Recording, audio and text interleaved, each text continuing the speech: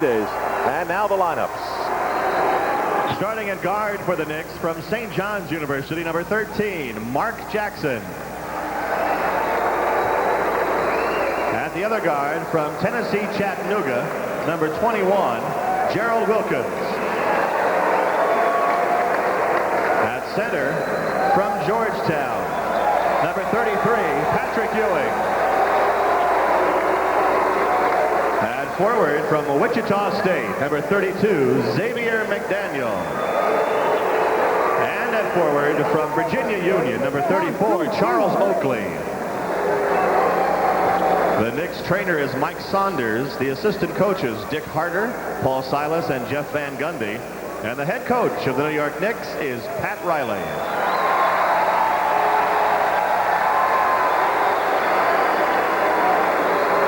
Now on the Clippers side, let's meet tonight's AM/PM, the Mini Market Ball Boys. They are 9-year-old John Vida Brazaga and 8-year-old Justin Metzger. And celebrating his 8th birthday, Jeffrey Anton.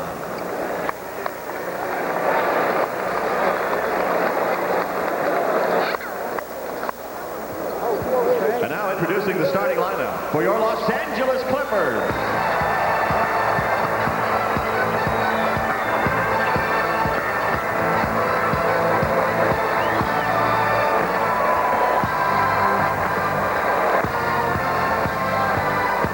For the Clippers, starting at guard from Miami of Ohio, number 4, Ron Harper. At guard from Wake Forest University, number 21, Danny Young. At center from Virginia, number 0, Olden Polynice. At forward, the captain from Kansas, number 5, Danny Manning. And at forward from Pittsburgh University, number 54, Charles Smith. The Clippers trainer is Keith Jones. The assistant coaches, Mac Calvin, John Hammond, and Barry Hecker. The head coach of the Los Angeles Clippers is Mike Schuler. Well, the Clippers were in Seattle when their team fired Casey Jones, and in San Antonio when they fired Larry Brown. But Pat Riley's not going anywhere. He received a warm ovation a short time ago as he was introduced to the fans in Los Angeles. Before tonight's game, we asked Pat if he had any special nervousness about coming back once again. Not at all. I think we have to move on, and the Clipper game and the Laker game eventually will be another game on this schedule, but obviously it's a little bit awkward. You know, I have a lot of friends here and I have a lot of history here for a long time, but I think we have to really separate ourselves from that. If they don't win here, I will hang them by their thumbs on Monday, though. Pat, in a rather quirky habit, has kept his watch on Pacific time. So, John, this is the first time in a long while this weekend where he's got the right time. But he's here on time, Al. That's the main thing. The Knicks will send out, of course, Patrick Ewing. Up front, it'll be Xavier McDaniel and Charles Oakley, Mark Jackson and Gerald Wilkins. Clippers at home 14-7, disastrous on the road. The Knicks just 2 under 500 on the road at 9-11. At the guards, they send out Ron Harper and Danny Young, recently signed after being released by the Portland Trailblazers. Olden Polynice, Danny Manning, and Charles Smith will be supervised by Dan Crawford, Nolan Fine, and Tom Washington. And we are set to go at the Sports Arena, where the Knicks have not lost since 1985. Overall, claiming 10 straight from the Clippers of Los Angeles. Manning overplays McDaniel, and a quick steal and a Knick turnover. With a man they call fluid, Charles Smith. Smith drives on Oakley and pulls up successfully. One thing I want to point out, Al, and that is despite the problems of the Clippers, they are 5 games better in the win column than they were exactly 1 year ago. There's a lot of talent on this team, and the Knicks will not take them lightly. Jackson. The game is even. John, you were saying last night that the Knicks really hurt in the amount of points that they gave away on turnovers. Already, the Clippers' first 2 is off the TO. Yes, 30 points exactly is what the Golden State Warriors got off Knicks turnovers. Ewing sky high for the rebound. Danny Young guarding Jackson, and the point guard of the Knicks looks inside for Gerald Wilkins, who's guarded by Ron Harper. Jackson sees some room. Follow an attempt by Ewing. Danny Young brings it out.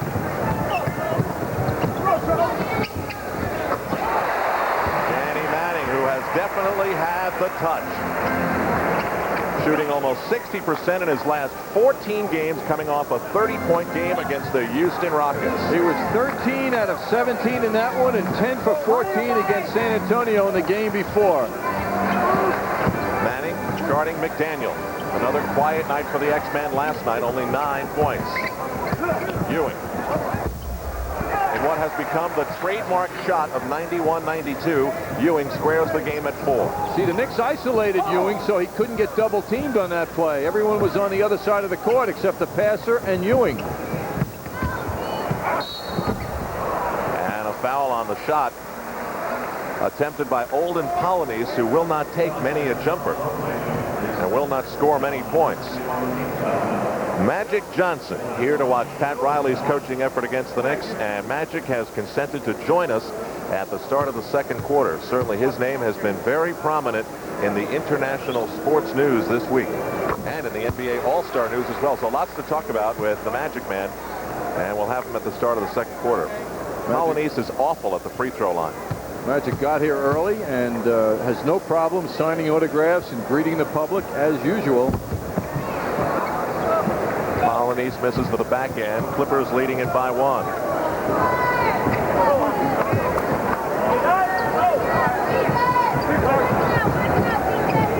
Wilkins driving around the perimeter for McDaniel on the move. Kicked outside. It will be Clipper ball. Sloppy handling of the basketball by New York. One thing the Knicks know is they're not going to face defensive intensity like they saw last night from Golden State. So they should be very careful in their shot selection because they should be able to get good shots virtually every time. Manning with a beautiful move to the hoop.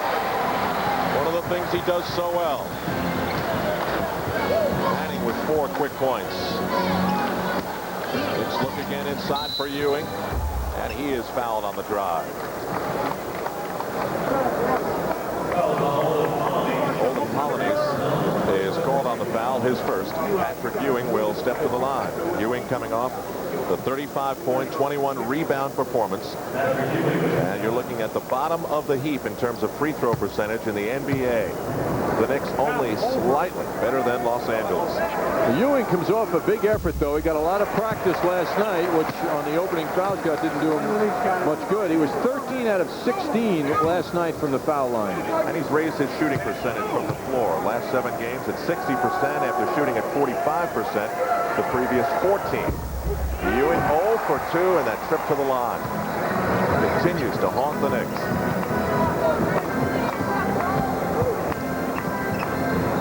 Los Angeles playing without Doc Rivers, out with a sprained hamstring for about 6 or 9 days. That is, of course, why Danny Young is getting a lot of minutes. 9 minutes to go in the first. McDaniel swirling on Manning. Can't get him on the fake. Ewing looks inside for Oakley, who is hammered by Charles Smith.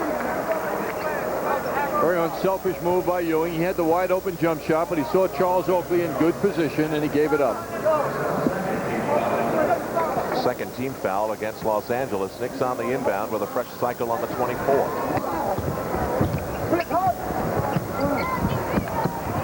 Ewing in a pushing battle with Charles Smith. Now the Knicks will keep it. Reiterating the story that John mentioned at the top of our broadcast tonight from a well-placed source saying that Mike Schuler is coaching his last game with the Los Angeles Clippers and that Matt Calvin was in position to be named as head coach. We will have to wait and see. Xavier McDaniel from distance. An example of good ball movement, getting good shots. No coach in the history of the Clippers has ever left this team with a winning percentage at 500 or better. We're going back to the days of Buffalo. I noticed, too, in the schedule, Al, as Danny Manning works inside. They're going to give him the hoop. They're going to say it was goaltending. The captain of the Clippers, Danny Manning. Well, he's providing leadership here right away. McDaniel having a problem with him. That ball still around the rim and tapped away, and that is a field goal. But the Clippers are off until next Friday. So if they were to make a coaching change, they would have 5 days to practice. So McDaniel wide open inside. Jackson finds him. 4 points for Xavier McDaniel, 6 for Danny Manning. They lead their respective teams in the first quarter with 8 minutes to go. Polynice Could have used a dribble in there, perhaps, but he slams it in. Well, both teams are getting a lot of room to move underneath the basket. Colony's the team's most effective shooter at 52%. You get an idea why. Jackson uses the screen of Ewing well. It'll be a foot race for Danny Young chasing that ball out of bounds, and it will go back to the Knicks. But Jackson used the screen perfectly and just couldn't get the ball to fall in. Well, the Knicks get it. Oakley in for Mark Jackson.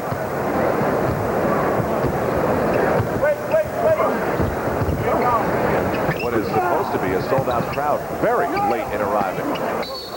Almost an up and down by Xavier McDaniel. It matters not. 3 seconds against the Knicks. McDaniel planted in there.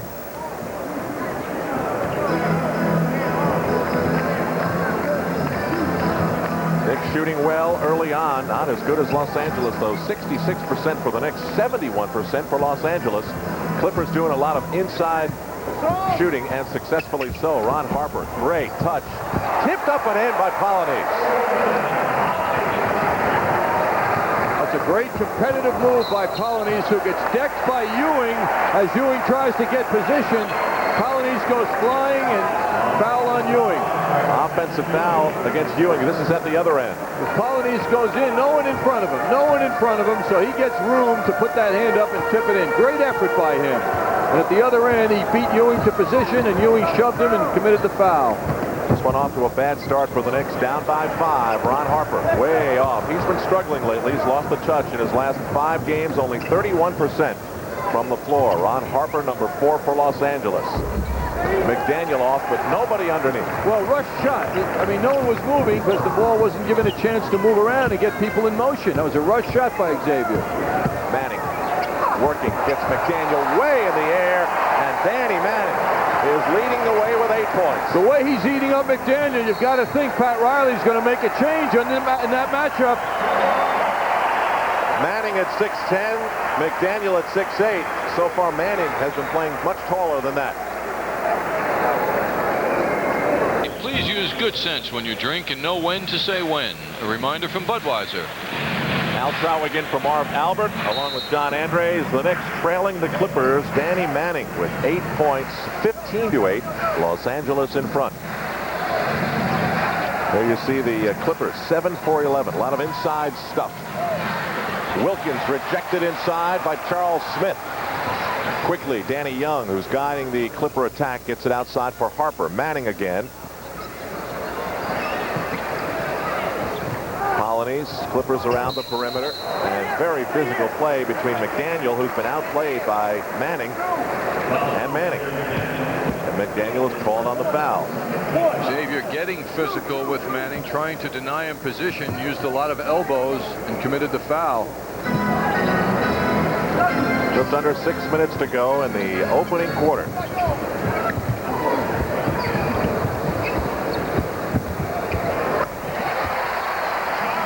Charles Smith from long range. Smith has been bothered by a shoulder strain that forced him to miss 2 games and really hampered his shooting. He showed no ill effect on that jumper. Well, McDaniel toughening up now, came down and demanded the ball. He got positioned in the low post, got the ball, and got off a beautiful move. Manning voices his displeasure, but he's called on the foul. McDaniel popping out. The switch puts Charles Smith on him. Anthony Mason is ripping off the warm-ups for the Knicks. Oakley has the ball poked away by Manning, but the Knicks will have it with 11 seconds to go on the 24-second clock. Oakley leaves. Mason checks in.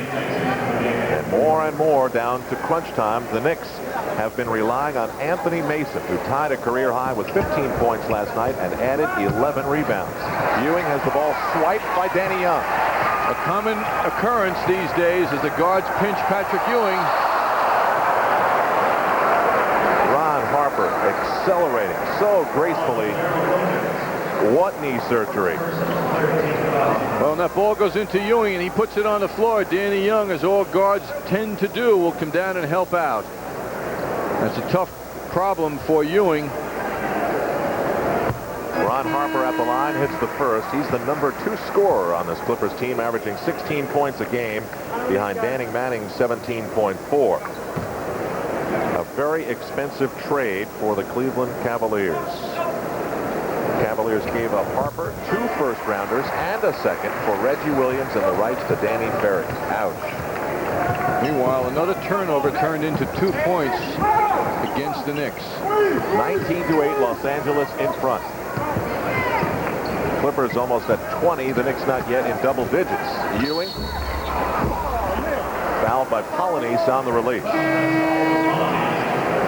So Pat Riley going heavy to the bench. Starks is in, Mason is in, and Vandeweghe getting set to check in.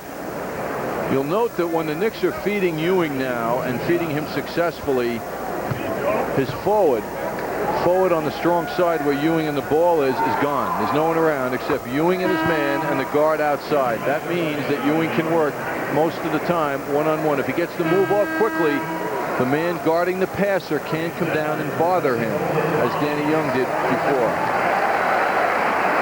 Ewing at the line, Knicks down by 10. Vandeweghe slaps the hand of McDaniel. They change places, and the veteran James Edwards, the age of 36, with a new team coming from the Pistons to the Clippers.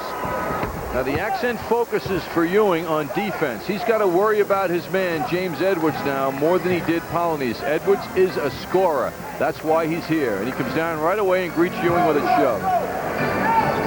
James Edwards will not add a lot of rebounds, but some scoring for the Clippers as he comes in. Smith with the running one-hander, fouled. That'll be on Anthony Mason. Knicks took advantage of this day in Los Angeles in a variety of ways. Pat Riley visited with some family members. Kiki Vandeweghe spent some time with Dr. Ernie Vandeweghe, who of course played on this Knicks team way back in the early years with the McGuire brothers and the days at the Old Garden. I remember him well. And he was also a frequent visitor to Madison Square Garden. Nice to see Pat Riley give Kiki a chance early in the game to show the hometown fans that he's got the touch. Charles Smith at the line. Since his injury to his shoulder on the 6th of January, shooting only 26% from the floor, but he looked fine there. 21-10, Clippers by 11. We're moving toward 4 minutes left in the opening quarter. When Charles Smith and Manning are fully healthy, and Manning is now, this is a dynamite pair of forwards, both at 6'10". Vandeweghe off the bench to connect. 21-12, Knicks within 9. Greg Anthony getting set to check in. Manning way cross court. They switch it around for Young. He is off, and the Knick guards, Starks and Jackson, are there. Vandeweghe. Kiki drew a couple of defenders. Looked like he was going to release that at the free throw line, and that resulted in the open space and the foul. See, he gets so much respect because of his jump shot. The defense ran toward him. It looked like he was going to go for the jump shot. So he, as the shooter, sensing the defense running toward him, knew he could respond by running by the defense. Mark Jackson leaves with 2 points. And Vandeweghe with another point-a-minute effort last night. 7 points in 7 minutes. Kenny Norman enters the game. Danny Manning will rest. 8 points, perfect from the floor, 4 of 4. Norman is one of the players on this team that they say, quote-unquote, doesn't quite see eye with Mike Schuler. He's not getting the playing time, Al. That's the reason. Norman, I would think, is a highly coveted player by a lot of teams in this league. He's got a 15-point career average in 4 years in the NBA. He's way off that now because he's not getting the playing time. 12 a game for him now. Norman will guard Vandeweghe. Charles Smith with Mason. Danny Young on Greg Anthony. James Edwards inside on Patrick Ewing. And Ron Harper on John Starks. That sets up the matchups here in the first quarter at the Sports Arena. Ewing, Anthony. Starks rejected by Harper. Harper at 6'6", Starks at 6'5". Ron Harper right in his face. Well, 2 cross-court passes succeeding. Tell you, when you have somebody block your jump shot when you're 22 feet from the basket, you know you've misjudged. Greg Anthony forces it up as the 24-second clock was about to expire. So the Clippers get it. Harper way outside. James Edwards. James Edwards, currently playing in his 15th season, is fouled by Greg Anthony. 5th foul against the Knicks, first on Anthony. Edwards has been putting up the points, double figures in 7 of his last 11. He's only had 1 start, and that was in an emergency with an injury. He gets about 21 minutes a game and shoots 74% from the free throw line. In many ways, James Edwards' career, for many people, seemed to be over when he left Phoenix. So when he was somewhat languishing in Phoenix, but he had 3 great years with the Detroit Pistons as a scorer. And he became a championship player, adding so much to the Pistons.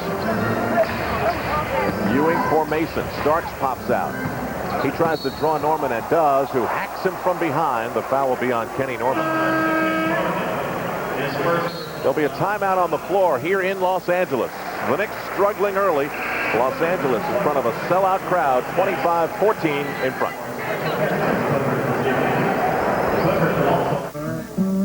She'll be crushed.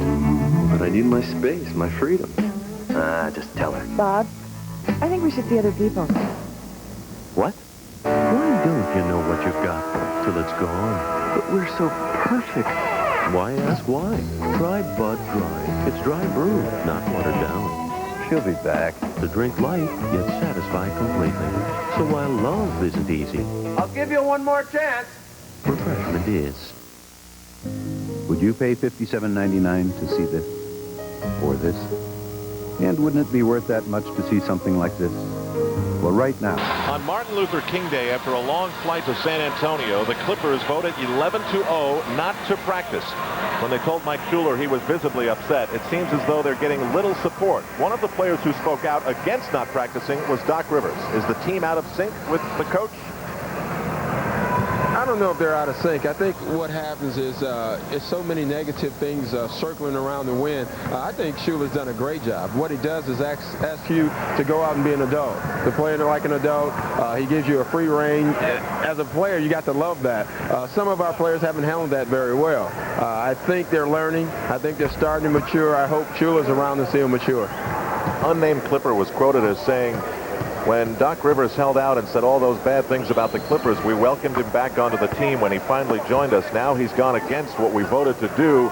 I'm not sure that sits well with everybody on this team. So there's a lot of internal problems with the Clippers right now, and Mike Schuler might be in the middle of it all. Well, the personality of this team is one of immaturity, and that's what Doc Rivers is alluding to.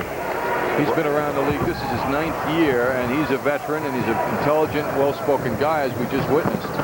John Starks the length of the floor on the foul. Just to finish the point, this is not the first time that anarchy has reigned. When Don Casey was the coach of this team, the players reportedly held a meeting with Don Sterling, the owner of the team, and said he's got to go, and Casey went. Well, the history of the franchise has always been one of instability, but usually, or 9 out of 10 times, or perhaps a higher percentage, when this occurs and players who are the major investment of the owner are not performing to expectations, the coach is the one that suffers, and this is the man bearing the heat right now, Mike Schuler. And Gary Grant checks in. He's another player who doesn't seem to get along with the coach. Free throws by John Starks draw the Knicks within 8, 25-17.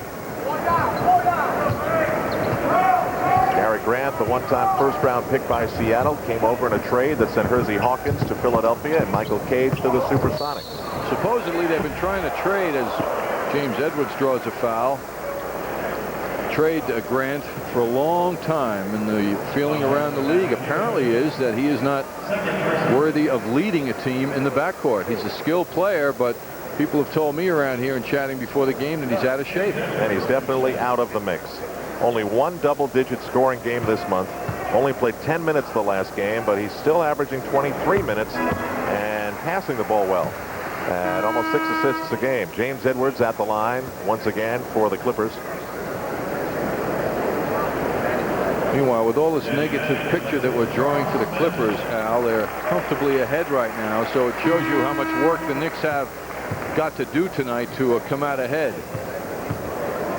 Knicks have won 10 straight from Los Angeles, but they're having their problems early here. Down by 9, Anthony pulls down the James Edwards miss. Clippers 8 of 10 from the free throw line, Knicks 7 of 10. 2 minutes to go in the quarter. Greg Anthony finally gets one to roll in. Last night, Anthony was 0 for 8 from the floor. Strong move by Anthony as he kept changing the pace of his direction. Grant hits a two-pointer for the Clippers, 28-19. Gary Grant guarding Greg Anthony. James Edwards settles in against Patrick Ewing. Ewing right there for the Knicks. He has 6. Grant pulls his way in on Anthony, who is holding. That'll be a foul on Greg Anthony. I had the feeling he was carrying the ball as he went into that move when he was fouled. Patrick Ewing is replaced by Charles Oakley.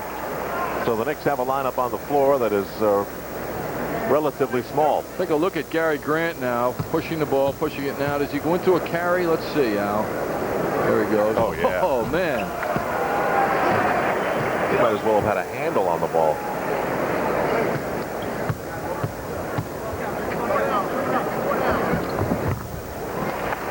Oh, Grant, 1 out of 2. It's 29-21 with 90 seconds to go. Anthony trying to dance on Grant a bit. Starks for Vandeweghe. Quick release and does get the roll. What a touch. That's a soft touch.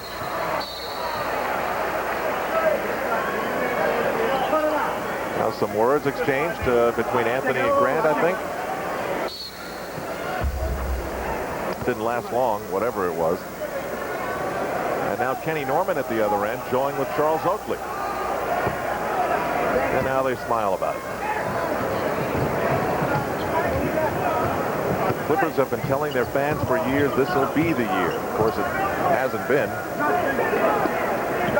There's a lot of disappointment in their record. Grant off the mark. Followed inside. Nicely done by Kenny Norman. Clippers by 8 under a minute.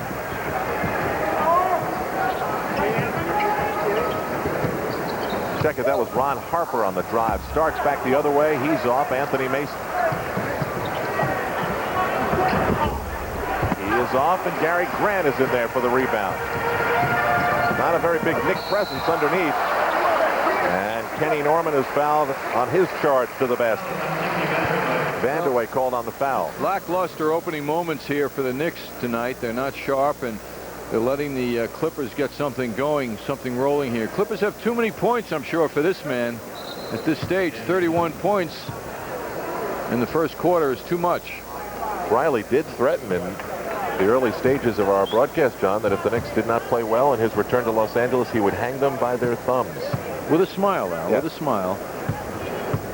But you have to believe he's going to carry true to his word, don't you think? Well, he has thus far with everything he said, so maybe.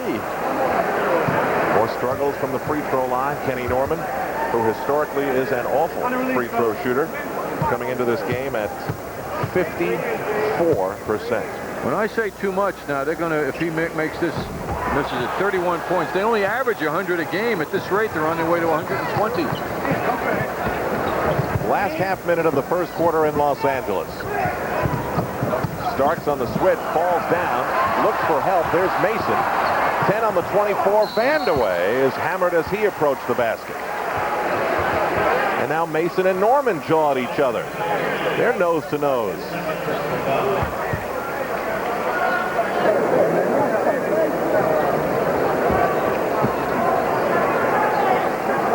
Well, once you've had Charles Oakley for the opener and then you get Mason for dessert, why, there is some frustration for Norman, I'm sure. Indigestion, if nothing else.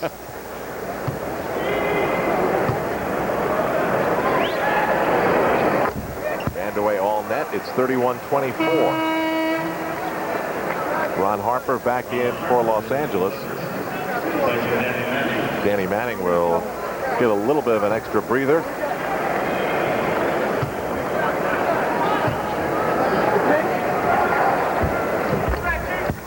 Vandeweghe draws the Knicks to within 6.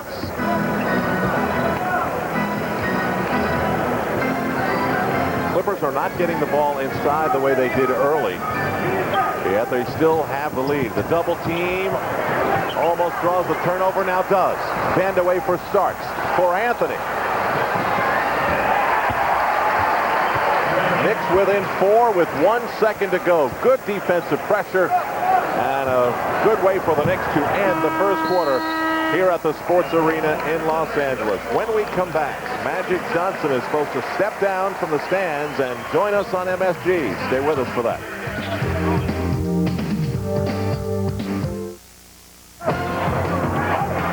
Riley had it knocked away. Nice play by McDaniel. They want you. Powered by your Tri-State Toyota dealers. I love what you do for me, Toyota. And by Reebok, who reminds you that life is short. Play hard. Welcome back to the Sports Arena. Al Troutwig along with John Andres, and we're happy to have with us the starting guard for the Western Conference All-Stars and the NBA All-Star game. What's your reaction to that?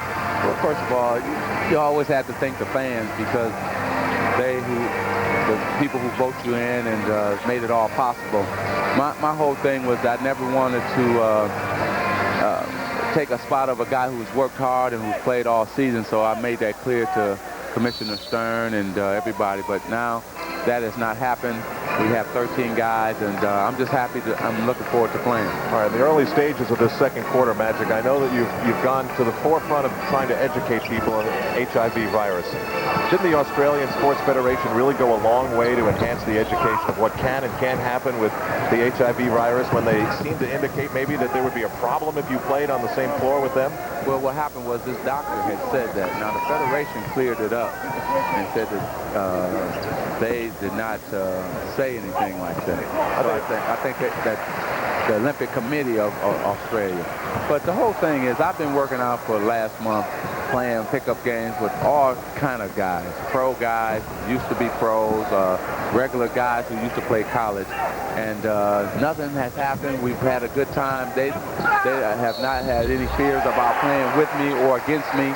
And so the only way I'm going to help the public and society understand HIV and AIDS, that a person is not dead, is to get out here and play. And I can't help that some people fear, but I think after the All-Star game, the fear will go away. Greg Anthony on a beautiful penetrating move. Alan Magic, I know your message is very important, but we'll keep our eye on Greg Anthony. He's doing a nice job. He's playing a wonderful game. I think that the Clippers should be really upset at themselves because they got off to a great start, but New York, with the second team, has come back really strong, and they're pressuring and not letting the Clippers have the easy shots like they were getting in the first, I guess, 5 or 6 minutes of the game. Magic, I couldn't help but notice that you're in row 8 here tonight. I mean, if you were at the Forum, you'd be right in the front. Yeah, I'd be on the bench. But this is nice. I came out to see the Knicks as well as Coach Riley and say hello and watch the game. Knicks have closed to within 4. Magic, we visited with Tim Hardaway last night, who finished 3rd in the voting in the guard position for the Western Conference All-Stars. And as you undoubtedly know, he was most gracious to see you getting that starting berth that could fall to him had it been judged another way. And he said so many nice things and was so happy to be playing behind you. Well, you know, it's first of all, a tribute to him to say those things and also to understand. And I just, you know, I never want, like I said, want to replace a guy or to move a guy out. And as long as he feels that way, it makes me feel more comfortable about coming and playing in the All-Star game. Tim's probably the most exciting guard in the game right now in terms of at the point guard position. And I have a lot of respect for him, and I'm just happy that he feels that way. Magic, as a basketball fan, I'm going to be at the All-Star game. I'm going to be in the crowd like thousands of other people and millions watching. Do you have any doubts about your ability to perform at the level Magic Johnson expects to perform at? No doubt. How can that be? Well, because I just played for 3 hours this morning, and everything is still there. Who did you play with? I played with former college players, a lot of former college players. They work out every morning, and because most of the NBA guys are playing right now, so I had to play with college guys right now. Former college players that now are older guys. Magic, they're not at the level these guys are at, though. No, but if you could still do your thing and you keep in shape, you never lose it. It's like Kareem shooting sky hooks. He could go out there today and still probably hit 20 in a row. Knicks are chipping away at what was a big Los Angeles Clipper lead. Ron Harper helping them out. They stay in front by 4, 35-31. with 9:40 to go in the half. Now, Don Nelson is going to be coaching the Western Conference All-Stars. He's thrilled as we visited with him last night. Do you think he's going to give you enough minutes, Magic? Well, you're going to work on him a little before the game? No, I think that I'll just let him. Only thing has to happen is he has to know that, and the people have to know that I'm healthy. I'm ready to go. So if he give me 20 minutes, I can play 20. If he give me 10, I can play 10. Whatever it is. If I can play 3 hours full court every day like I've been doing, then I can get out there and play 20 minutes. Vandeweghe with an important connection for the Knicks. And a loose ball. Magic, you know, I've never been able to sort of put myself in the position of someone who is so largely featured in the news, especially when there's controversy surrounding a condition that's as sensitive as yours. What is it like to sit home and see a story like the one this week develop on your television set? Well, what happened was that, you know, you understand that things like this are going to happen. You know, and all I did was just sit back and wait to see what was going to happen, what was going to develop. Now, if he had been like the head of the Olympic Committee of Australia, then, you know, you have to be worried. But he was just a doctor making his statement, and then the media, of course, going to make it a big issue. Of course, the USOC doctors all said they have no documented proof of any sports-related transferal of the HIV virus. Dave Gavitt, quick to come to your side, and Kareem Abdul-Jabbar, virtually everybody involved. Well, you know, it has to be a, you know, this is not, this is, first of all, a hard thing to transmit, first of all. And it's so hard for me to give it to somebody. I mean, we would have to eventually, like, fall down, and his head is open, my head is open, and I'm on top of him, and you see, it's a hard thing, and so people have to understand that, and I think now I'm helping everybody's fear about this, and through the All-Star game and through the Olympics, I think people understand that you can go on living, you can go on perform. Even though I got this virus, I can go ahead and still continue to live on. Olden Polynice delivering for the Clippers at the other end. 7:40 to go in the half. Home team in front by 6. Make it 4. Magic, people following you around the country are very aware of your continued workouts and the great shape you're in. As a basketball fan, I say to myself when I hear that, are you committed to retirement? I mean, you seem so committed to playing, which is wonderful to hear, but are you committed to retirement? Well, I'm not committed to anything.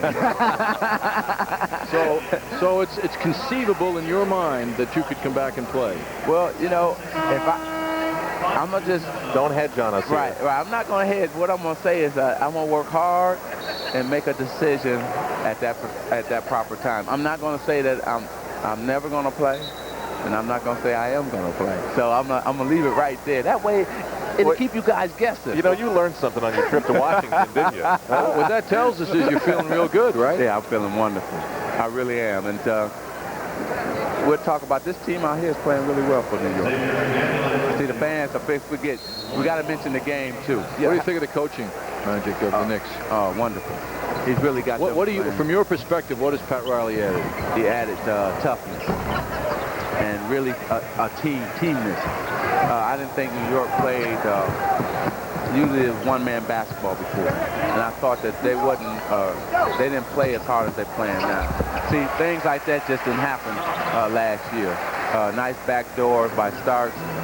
People looking for the cutter. Last year, throw it into Patrick. He had to shoot with 3 guys on him regardless of what happened. And they didn't win a lot. Like you said, they didn't win a lot on the road, and that's mental toughness. And he's brought mental toughness to this team. When Pat was with the Lakers, the feeling was when he retired that his tenseness seemed to be a little too much for your team. Was there any truth to that?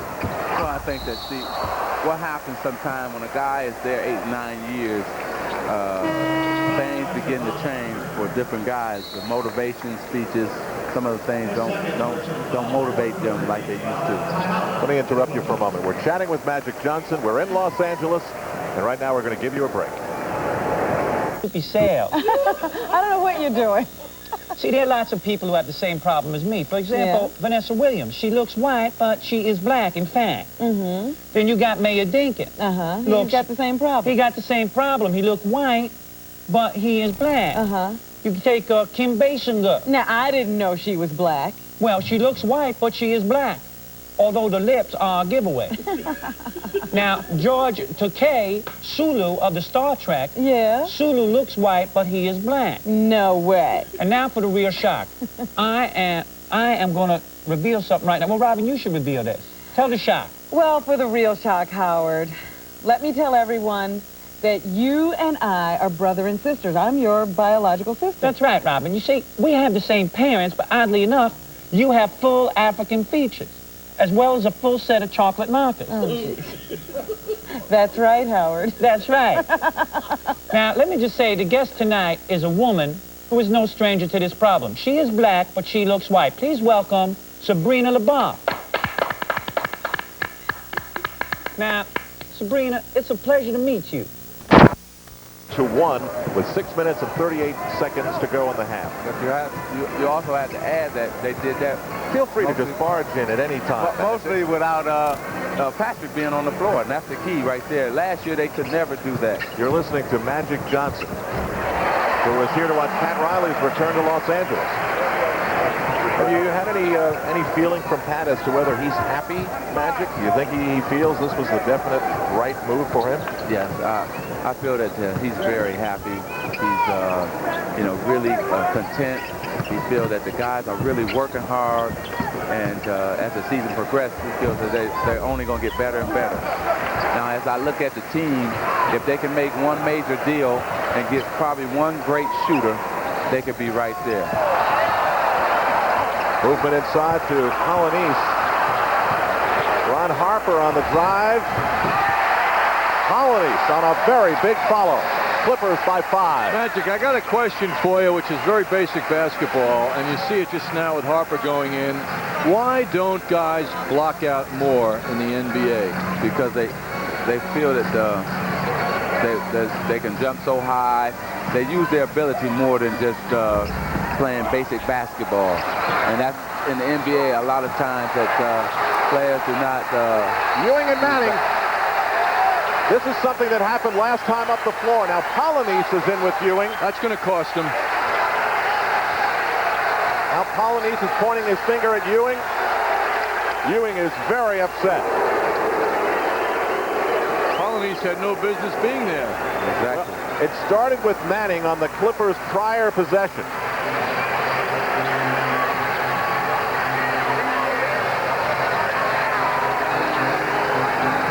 Ewing has been unable to establish himself as an offensive force in this game so far. It's been a very physical game inside. Ewing's only taken 2 shots, made them both, and has 6 points right now.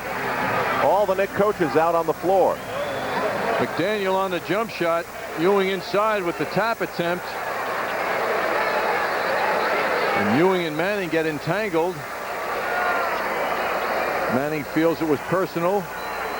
And Ewing feels Manning's getting personal. And in comes Polonese. He's the self-imposed stopper on this team. Polonese feels he has that role of being physical.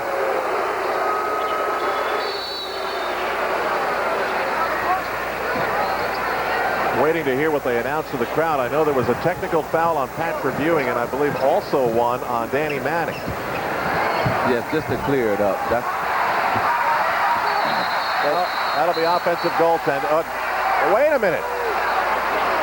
Jump ball after the ball was tipped after sitting there. They're going to say it's a jump ball. That ball just rested on the top of the rim.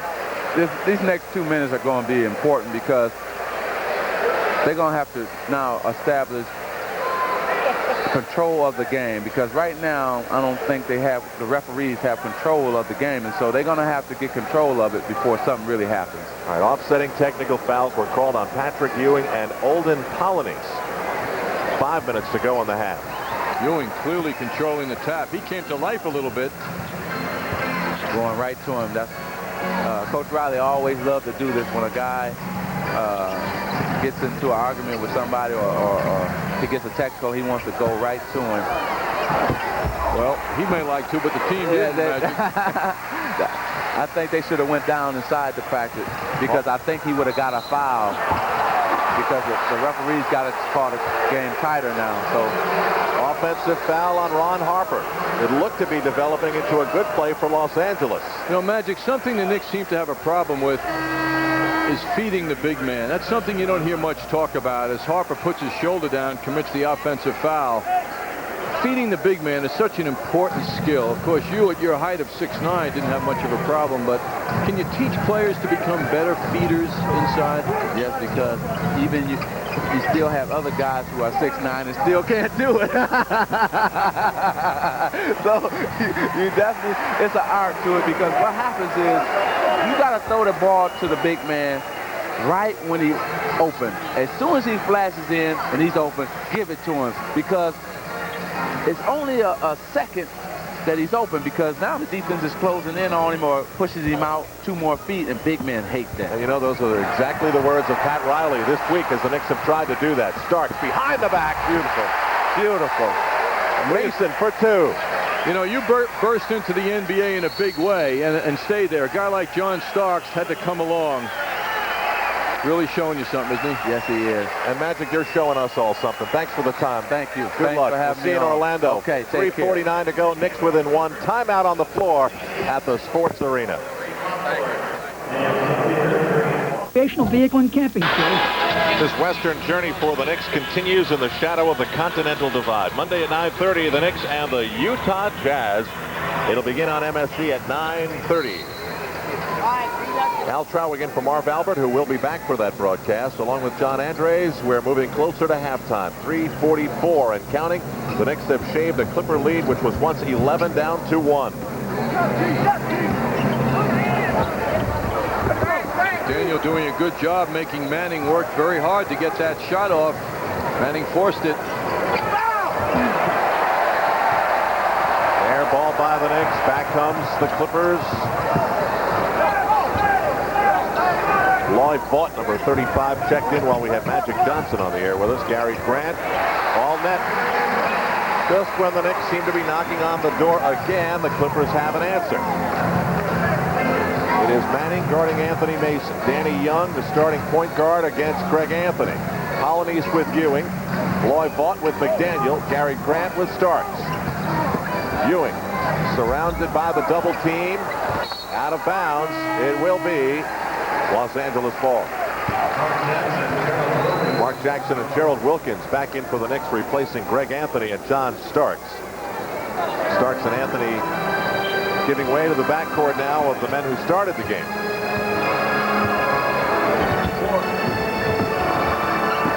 John, it certainly sounded as though Magic was leaving that door to returning to basketball very wide open. Well, with all the focus on what good shape he's in and all the workouts we hear about, it's natural to think that maybe he's thinking about playing again, and he made that clear to us, Al, didn't he? Very clear. Charles Oakley replaces Anthony Mason. Mason with 4 points and 5 rebounds.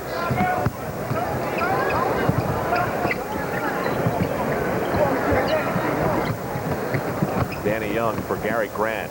Does he have the touch again? Not this time. Grant certainly looks for that long shot. He doesn't need much encouragement. Another very quiet first half for Xavier McDaniel. 2 of 5, 4 points. Wilkins backs away, draws 2 defenders, and takes it all the way down the lane. Knicks within 1 again. Knicks defense has tightened up. Both teams are shooting at about 50%. Clippers just slightly better than that. Smith pulls up. You can see that the Clippers do not have much patience on offense. That's symbolic of their problems as a team. They don't exchange the ball much between each other. Jackson trying to go where Wilkins went. Charles Smith rips it out of the hands of Charles Oakley. Smith has 12 points, Manning with 10. That is an in-traffic rebound. Those are the toughest ones to get, the ones that Smith just got. Hollanese active with Ewing. Manning. The foul, but not the shot. Manning continues to work hard, and that's what's creating problems for Xavier.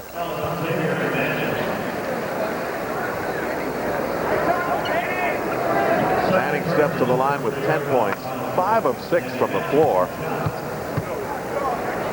These will be his first free throws. Manning has so many skills. At 6'10", he can work with the ball on the floor, outside. He's got good shooting range, and he can work down low and hurt people inside with an assortment of slick moves. He's been struggling from the line on the season, 68%, but he's hit 24 of his last 28, which is 85%. Try to do that one better. And he does. Danny Manning doing it all offensively lately for the Clippers, who lead by 3 over the Knicks with 1:12 to go in the half. We're taking you into late night New York from middle night Los Angeles. And Gerald Wilkins, beautiful.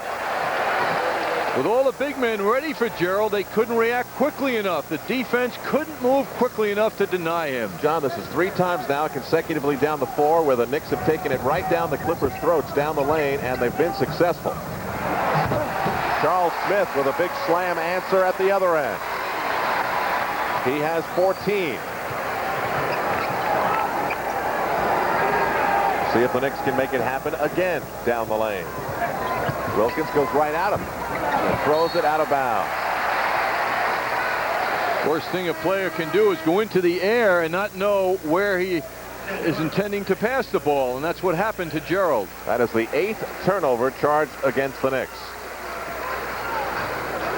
Coming up at the half here on MSG, Bob Page with a report from the MSG Sports Desk. We'll have first half highlights and tell you who scored how many. Smith, a jump hook. Oh, silky smooth. 14 points for Charles Smith. Make it 16 points for Charles Smith. Last seconds, Clippers have extended to 5.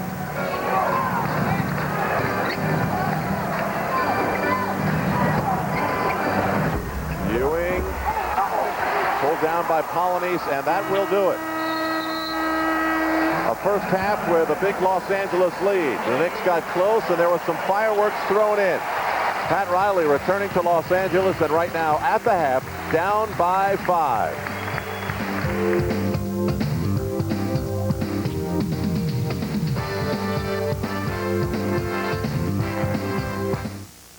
Knicks found some ways to exploit the Los Angeles Clippers, but they still trail by 5 at the half. We'll be back, but first, here is Bob Page at the MSG Sports Desk.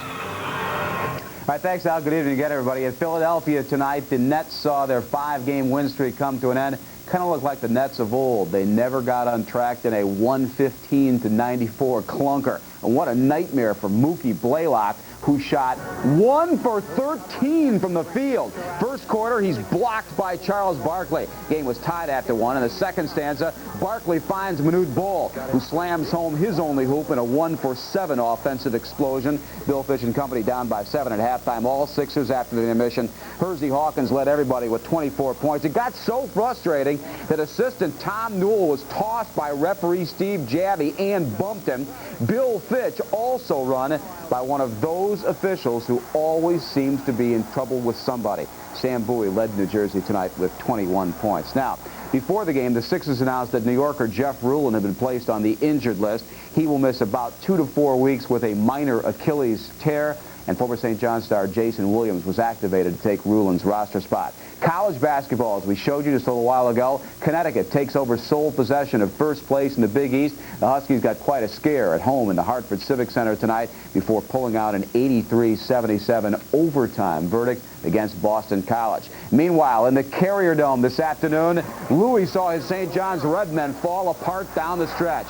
Game tied at 54. Dave Johnson drives through the lane, gives the Orangemen a 56-54 lead. Jim Boeheim was about to get lucky. St. John's made 2 crucial turnovers in the final seconds. That one with 6 seconds left by Jason Buchanan. Syracuse just dribbles the rest of the clock out, improving to 6-2 in the Big East, 14-2 overall, while the disappointing Redmen sink to 4-4 in the conference, 10-6 overall. There you see the final 58-56. Miami lost at Georgetown 60-40. Villanova dropped out of its tie with UConn with a loss at Providence. Pittsburgh blown out in a non-conference game at Arizona 96-76. Also locally, Manhattan continues to win 15-point victory over Niagara. St. Peter's lost at home to Siena. It was Fordham victorious on the road at Holy Cross, and Army beat arch-rival Navy. A University of South Carolina player named Joe Rett collapsed on the court tonight against Mississippi State. Apparently, he had a heart pacemaker to begin with, but they say he's in good condition now in the hospital. Back after this. The Devils rolled over and played dead at home, wiped out 7-0 by Detroit on the island this afternoon. Pittsburgh scored 3 unanswered third-period goals, overcame a 3-2 deficit, and beat the Islanders 5-3. And down under, the Australian Open men's singles final underway. Jim Courier won the first set. Stefan Edberg leads the second. We'll return to L.A. after, again, this time out. Sports Arena in Los Angeles. The halftime score is the Los Angeles Clippers, who led by as many as 11, 53. The New York Knicks 48. Leading scorer summary brought to you by your Tri-State Jeep and Eagle dealers, Advantage Jeep and Eagle.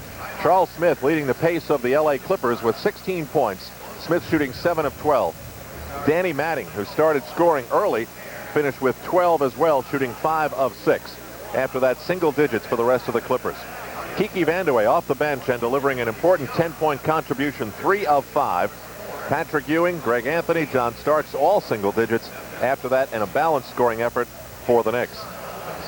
Well, we welcome you back, and our first half was certainly highlighted by the visit from Magic Johnson. But that aside, John, the Knicks seemed to find a way to settle this game down just when it looked like it might be getting out of their reach when the Clippers were up 25-14. Yes, they did. They came back strong. A lot of good bench help. Kiki Vandeweghe, 10 points in 10 minutes helped.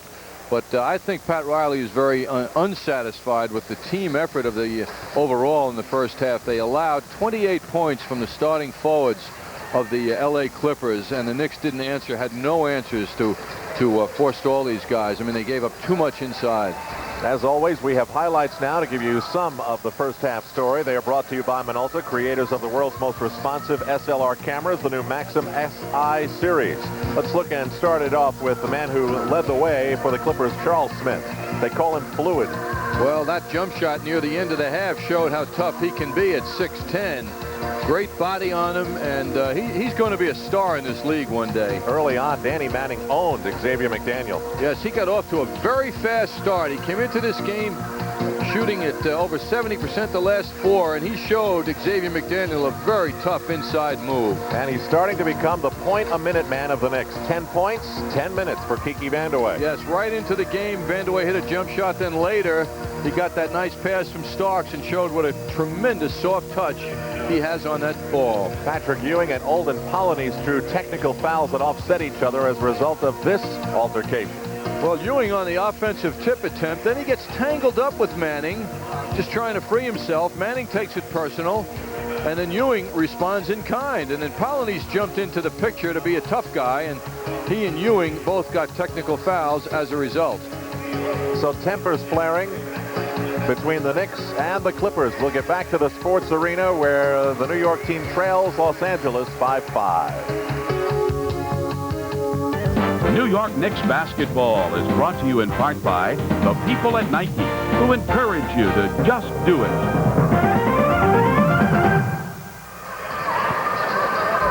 The Knickerbockers and the Clippers getting set to duel it out in the second half here at the sports arena. Sold out tonight in Los Angeles.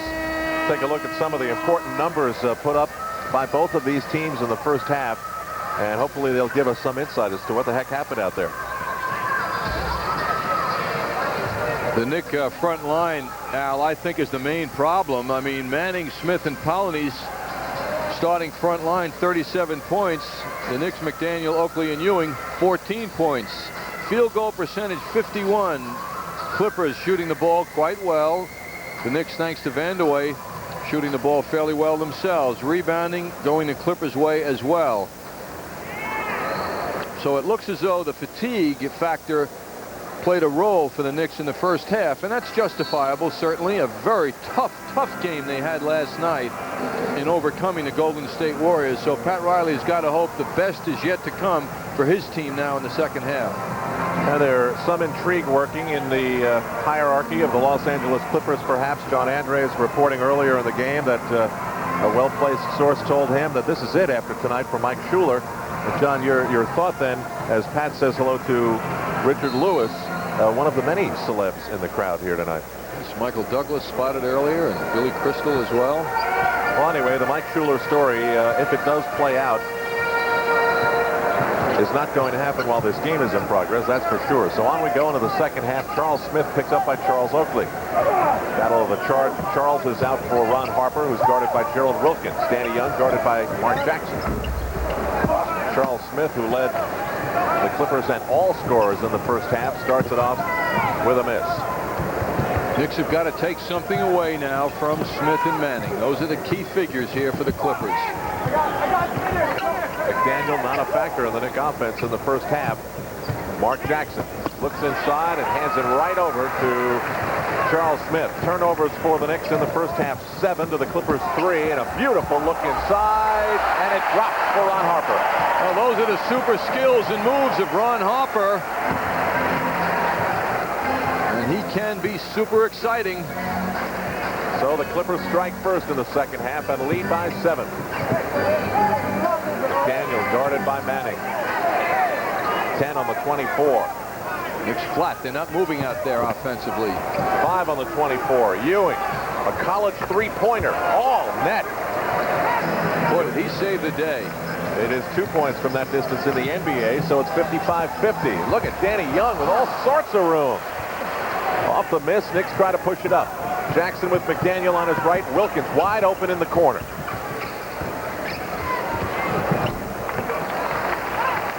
Gerald, a line drive, one-hander. Danny Young sees Ron Harper.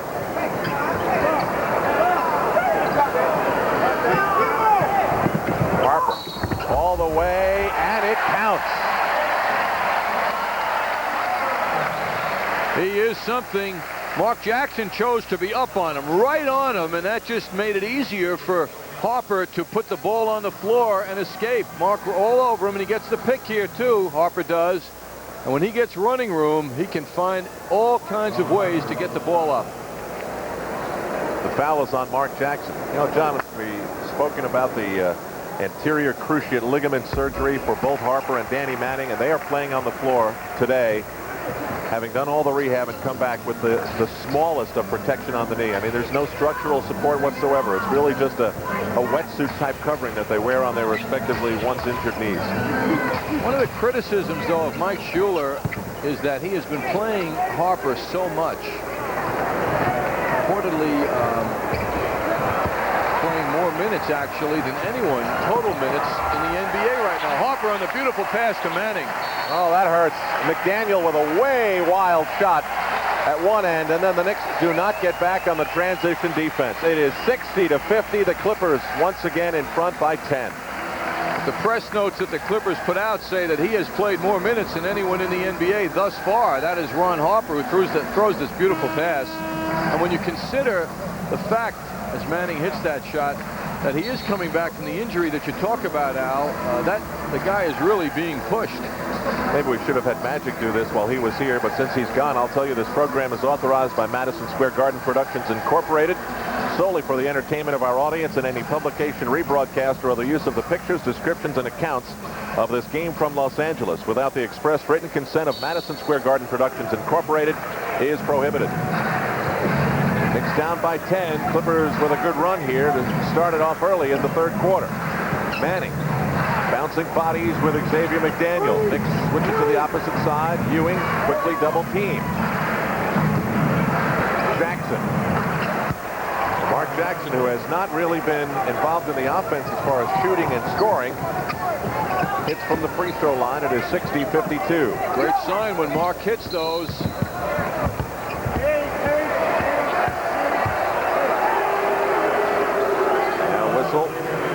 Against McDaniel, Xavier McDaniel. That's the third, second on the Knicks in the quarter.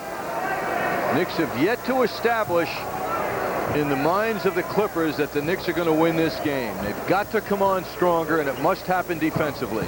Charles Smith cuts across the lane and is fouled by Patrick Ewing.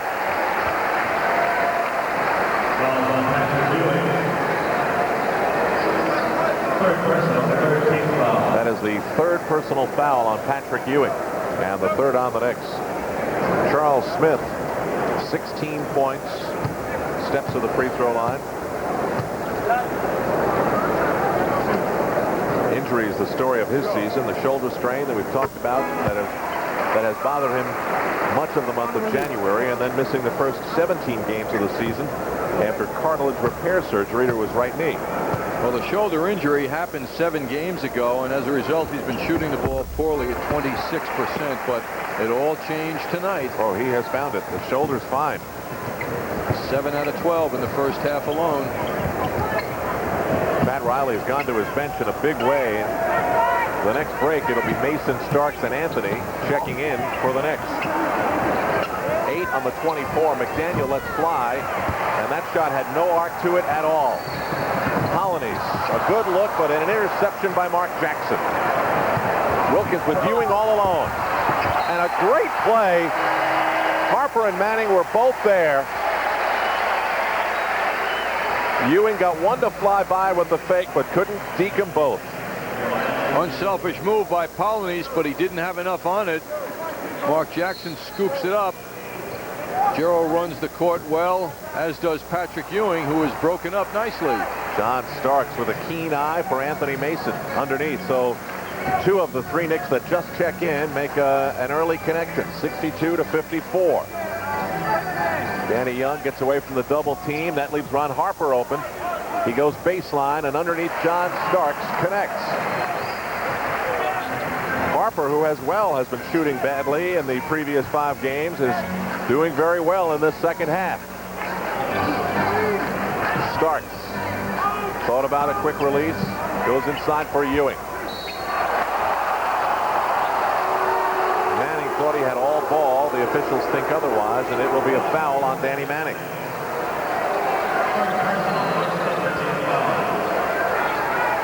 So Manning has 3, Ewing has 3.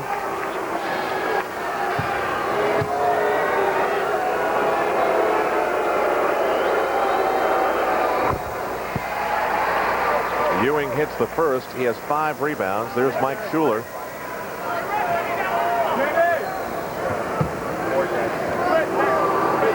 Is it the last game?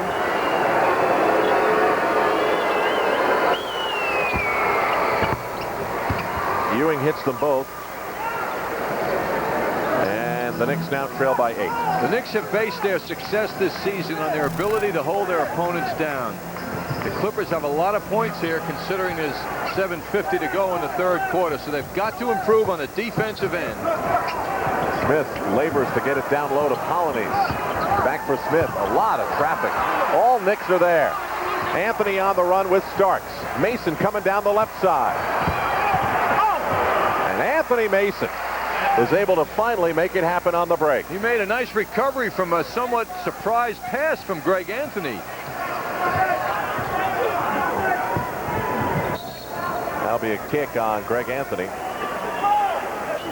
Danny Young, the starting point guard for the Los Angeles Clippers, signed only on the 11th of January. This is his 7th game. Clippers without the services for the next 6 to 9 days of Doc Rivers. Wrong sport, wrong guy. Doc Rivers, who's got a strained hamstring. Polonese on the offensive foul, and the Knicks are tightening up defensively. Talking to Bill Walton, who does a lot of color, as we see Polonese decide that Charles Oakley is invisible. Bill Walton talking about Danny Young, a terrific backcourt player, but he said he's not vocal enough. He's not strong enough to lead this team. Patrick Ewing goes up high from in close, and the Knicks have once again chipped away, and they're within 4 of the Los Angeles Clippers. We'll bring you back to the sports arena, where 6:55 remains in the 3rd. There's the one-time #1 pick of the Portland Trail Blazers, where he won a world championship in '77. In between that and a world championship with the Celtics, there were some days that I'm sure Bill would love to forget in San Diego, where the Clippers then played. He wasn't a popular figure here at that time, or in San Diego rather. People there felt he was dogging it a bit, although he doesn't on these shots because of his foot. But Bill is a changed man, Al. Neatly coiffured, tie, A lot of makeup on. He has really changed since he became a broadcaster. He be in Hollywood. 64-60 Los Angeles. Of course, when you bring up San Diego, you got to talk about Paul Silas, too, and some dark days when he was the head coach of this franchise. Danny Manning continues to get things his way. Manning on a great offensive role over the past string of games for the Clippers, and it's just continuing here tonight. Clippers by a half dozen. Ewing, it doesn't count the foul. I was asking Bill Walton also about Bo Kimball, popular figure out here in Los Angeles, having played at Loyola Marymount. Bo is not playing much these days. In fact, he's only played in 12 of their 42 games, and Bill Walton was telling me he has a foot injury, a stress reaction in his left foot that has kept him down. Although he is in uniform, Bill said it was similar to the injury he had, which ultimately brought his career to a close. Not to say that that's going to happen for Kimball. He's a young guy, but the foot problem has continued to plague him. Kimball did not return to the Clippers till mid-December, and Mike Schuler got involved in another mini controversy when he told Bo Kimball that his first free throw of the season would not be shot with the left hand in salute to Hank Gathers. Kimball was disappointed in it, shot it righty, missed it, and then shot his second lefty and missed that too. But when he entered the NBA and he took the first one left-handed, he made it. Starks looking inside for Mason, who posts up on Manning. Oh! Beautiful scoop from Anthony Mason. That's creative. You like to see a player be able to do that. Knicks within 2. Clippers have led by as much as 10 here in the second half. Ron Harper left unguarded, and you pay when you do that. Anthony guarded by Danny Young. Starks with Harper. Mason with Manning. Smith with Ewing. Polynice with Oakley. Ewing pushed outside by Smith. Worked so hard to get the lane, and the finger roll rolls off. Fresh cycle on the clock for the Knicks. Riley screaming out for the Knicks to move, which they're not doing much of. Starks.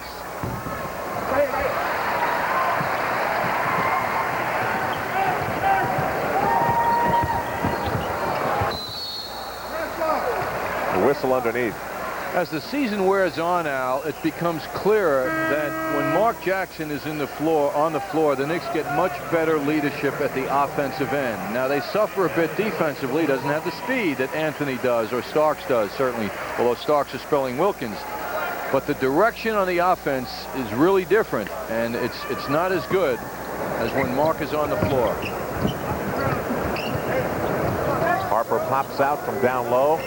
Starks tries to get past the screen of Smith. That leaves Harper open for a beautiful drive with a bad finish for him. So the decision that Pat Riley constantly has to be facing is Starks penetrates and beats the big man. Well, he made James Edwards look small. But Pat Riley has to constantly weigh those pros and cons of each player's game and what is going to propel the team forward. Knicks within 2. A steal, Anthony for Oakley. Now there's a pro of Greg Anthony. The alert, quick hands that he has deflected the ball into the hands of the Knicks. Now the Knicks slow it up. Riley calling out a play. Anthony draws James Edwards, who fouls Anthony, reaching in.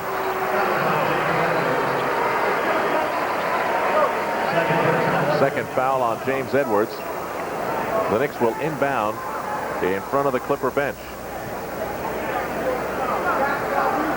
You get the feeling this one's going to be tight down the stretch, and that has historically proven out between these two here at the Sports Arena. Anthony, snap pass for Ewing. Oh, you love that pass. Bounce pass, quickly done. And as Magic was saying when we were talking to him, how you feed the big man. When he gets ready to receive, you got to get him the ball, and Anthony did it perfectly. Ewing squares the game at 68. A kick by Anthony. Knicks start at the half, down by 5. Clips got it up to 10. And now things are even with 3:48 to go in the third. Ron Harper will inbound. The big 3 is Smith 18, Manning 16, Harper 15. Harper, quick pass. Charles Smith, rebound Ewing.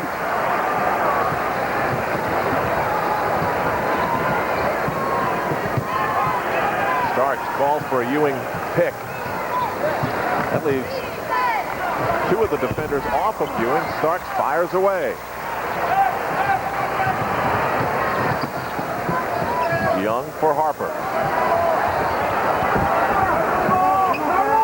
Harper for James Edwards. Ball Knicks there, but it will be a Clipper ball.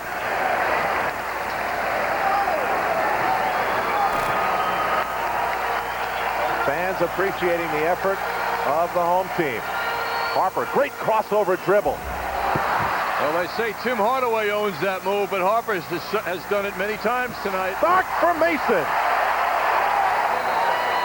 A beautiful sequence for the Knicks. Al, how about the crowd reaction here to that play by the Knicks? You'd think you were at the Garden. It was a good move to watch no matter who turned it in.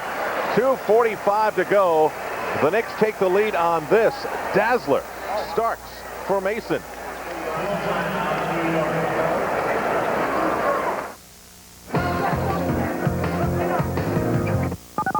Jumping out for the steal. The Knicks have a 4-on-2. Come to the Tri-County Flea Market for This call to the bench is brought to you by the New York Telephone Company, who remind you that New York Telephone regional calling area is bigger than you think.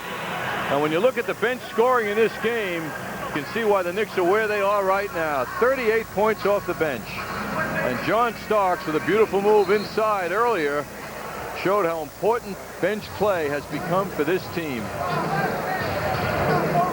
Anthony Mason also, chipping in a big way. That beautiful fast break by Starks and Mason, giving the Knicks the first lead they've held in the game. 8 on the 24. Clippers feeling some defensive pressure for the Knicks. It's taken them out of their game. James Edwards, a wild shot. Another rebound by the Knickerbockers. Starks doesn't wait for help, doesn't need any, and the Knicks have advanced to a 4-point lead. Starks made that happen all by himself. He created the momentum. Starks into double figures with 10. Gary Grant has come on for Los Angeles, guarded by Greg Anthony.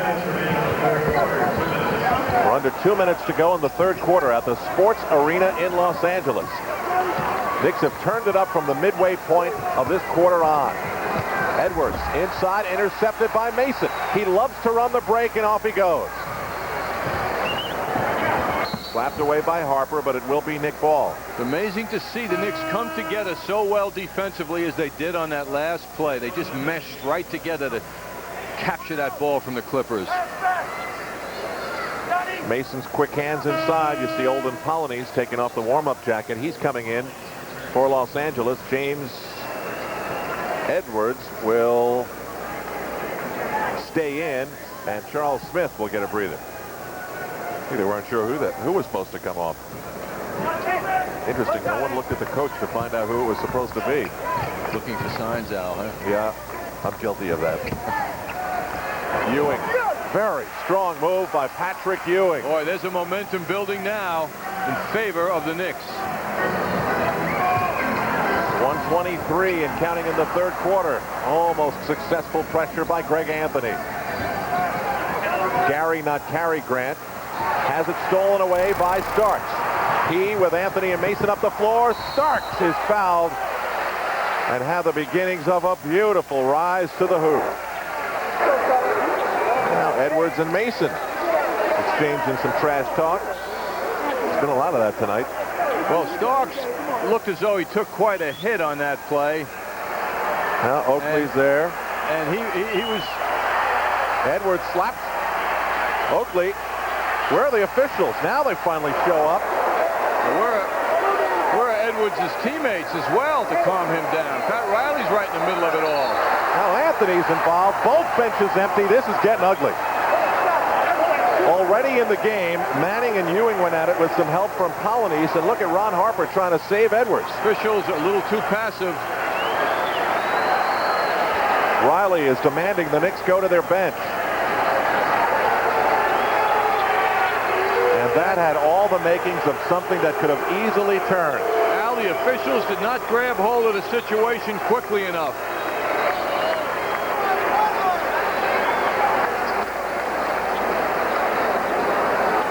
Unfortunately, they have to throw themselves in front of some of these guys to calm them down. Dan Crawford, Nolan Fine, Tom Washington being tested in controlling the basketball game. That was slow and percolating, John. Yes, but it had the look, and no one jumped in and sensed it.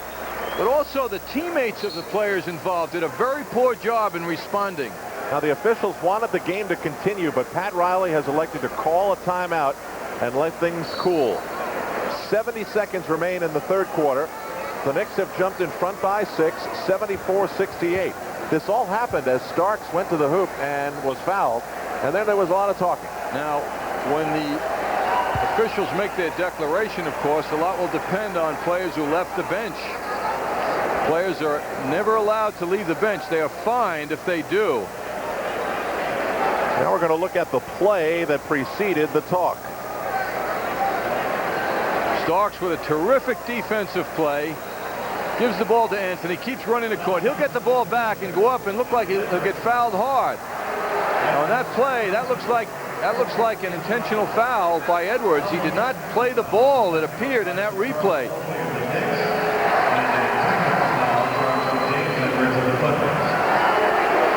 I've heard the partial verdict. Oakley and James Edwards being given technical fouls which cancel each other out. We still have John Stark's free throws to come. For all that activity on the floor, that seems to be the most minimal that the officials could have done. Al, this looks flagrant to me in that it didn't appear Edwards was playing the ball. Looks like he just laid out Starks, who had, incidentally, no reaction, no negative reaction. Did not have a negative reaction to this at all. He just went to the foul line. And everybody started to get macho in his behalf. I mean, it was all words until James Edwards slapped Charles Oakley, and that was the turning point. I mean, did he really think he was going to slap Oakley and not get a reaction? Pat Riley, Greg Anthony right in there. In the middle of it all. Now Ewing has the role of peacekeeper out there as opposed to earlier in the game when he was involved. That's Kenny Norman being held by Mason. Norman's been frustrated from the beginning of this game and too vocal. All right, now back live. John Starks hit the first. Meanwhile, this game is going away from the Clippers. All right, I'm going to have to wait and see what the extra free throws were for. It was very difficult to hear the announcement. Pat Riley certainly got into the thick of things quickly.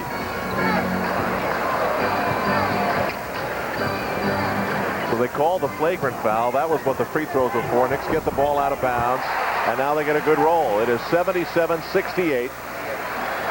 Knicks enjoying a 13-0 run. I wasn't sure for the moment if it was a technical that had been assessed or whether the flagrant had been called. 10 on the 24. Once again, the Knicks defense rising to the occasion, but Gary Grant is better than it. That's a three-pointer that draws Los Angeles within 6. But this has been a big turnaround quarter for the Knicks. They started it trailing by 5. We're down by as many as 10. Ewing driving on Edwards, and he fouls Patrick.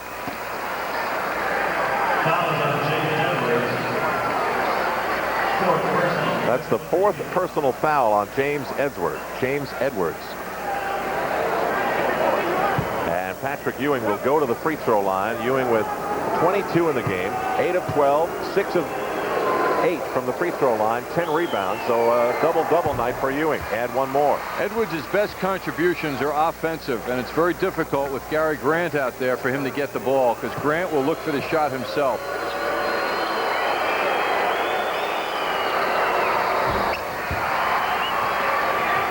Ewing puts a nice cap on a good quarter for New York. It is 79-71, an 18-point turnaround from the midway point on. Final seconds of the third. Clips looking for one. 24-second clock is off.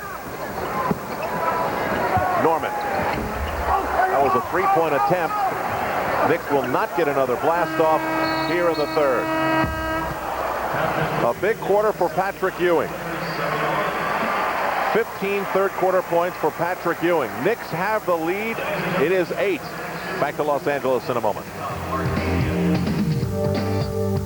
New York Knicks basketball is brought to you in part by Mobile and new advanced formula Mobile One, and by MetLife.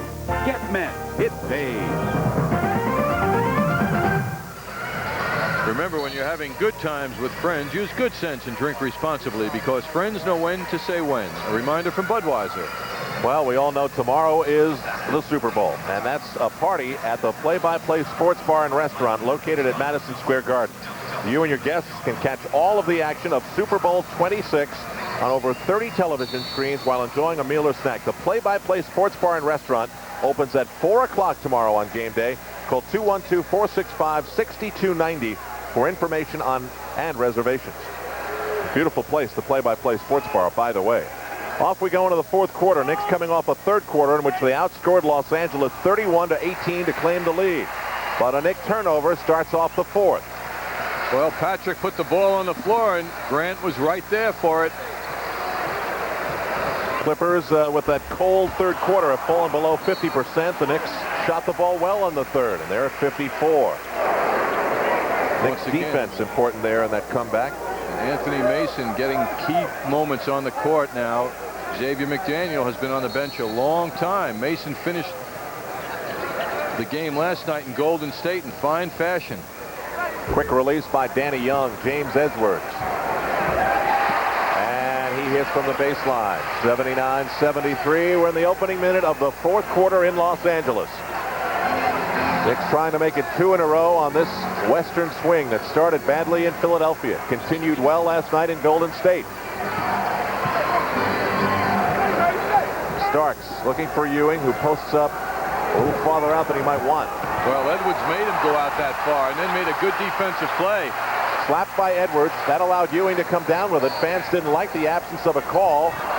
Edwards stripped of the basketball, and Oakley fires out for Anthony. Bad judgment by Grant. He gave Edwards the ball, surprise to Edwards, and he was too far away from the hoop to do anything with it.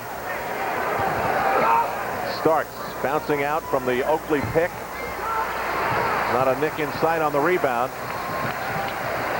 Clippers thinking long range. Ewing beats Danny Young to the ball and slaps it off his shin. Knick ball. Nicely done by Patrick Ewing. You can see the problems Grant has as a potential leader, a backcourt pace setter for a team. He just looks for his shot too much. Got to think of his teammates. Get that ball to them. Anthony guarded by Young. Starks being chased by Grant. Starks tried to hand it off to Oakley, but unfortunately Danny Manning was in the way. Manning. A very crisp cross-court pass. Mason is there for the ricochet.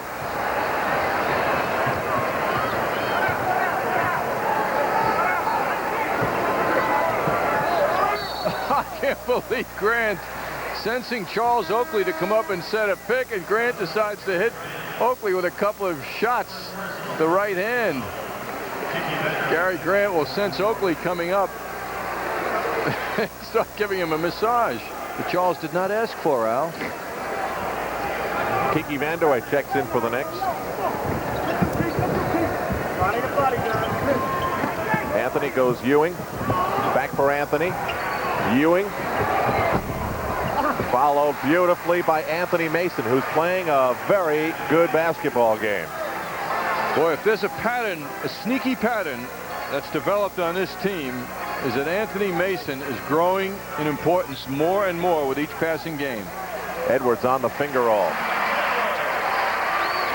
81-75. We're approaching 9 minutes to go in the fourth. Starks left open. And he just can't get into that groove from outside, and it's been going on now for about 2 weeks for John Starks. Well, he continues to go for the long ones. It would help him if he set himself up or looked for 15, 16-foot jump shots instead of 22 and above. You know, he still finds a way to have a positive impact, but still struggling. Speaking of struggling, McDaniel last night 9 points. Right now, Xavier McDaniel, 2 of 7 for 4. Well, the pattern with Xavier is that he is not contributing in the way expected. Maybe 1 out of 4 games these days. He's just not doing it on a regular basis. Well, you know, you hate to bring up the business aspects of it, but, you know, heck, that's what's been in the news with him lately. And he's taken a $500,000 gamble that he's going to beat what the last 2 years of his contract were. For that to happen, I mean, you're thinking in your own mind, I better have a big finish. Which were close, I believe, about $1.8 million for the next 2 after this year. And he's gambling that he is worth more than that, and he can get more. And perhaps he will, but not if he continues in this fashion. 8:42 to go. Knicks up by 5. They claim control of this game with a big run in the 3rd quarter. 4 on the 24. Riley screaming out the time. Gerald Wilkins. And a rebound by Charles Smith. Not a good sequence for the Knicks in running their offense. Edwards spins on Oakley. Riley doesn't like what he sees, and it's a 22nd timeout on the floor here at the Sports Arena, with the Clippers inching to within 3 of the Knicks. When James Edwards gets the ball, he hurts opponents. And Charles Oakley did his best, but Edwards is a 7-footer, and he's a terrific jump shooter. Billy Crystal, one of those in attendance. John, you have had this weird thing of interacting with stars of City Slickers. I mean, you flew with Jack Palance. Yeah, not with Michael Douglas, though. Michael Douglas also here. Big fan. We see him in New York once in a while. Yes, I had the pleasure of sitting next to Jack Palance the other night on the way to Oakland. Louis Gossett, one of those here. Boy, it looks like the Forum, doesn't it? Richard Lewis is there, big Knick fan, sitting near the owner of the Clippers. Here's Eddie Murray, soon to be wearing the pinstripes of the Mets at Shea. He's not out of L.A. just yet. And stars of a different world, I think, John? You got it, Al. Our camera crew, very, very adept at picking them out, but I guess they're trained here in Los Angeles to do just that. Invited Jack Palance to a Knicks game, Al. Said he lives on a farm in Pennsylvania. Do you think he'll come? We're going to step aside here at the Sports Arena. We'll be back in a moment. Back live in Los Angeles, play just underway. The fans here not happy at an offensive foul charged to Charles Smith on this play.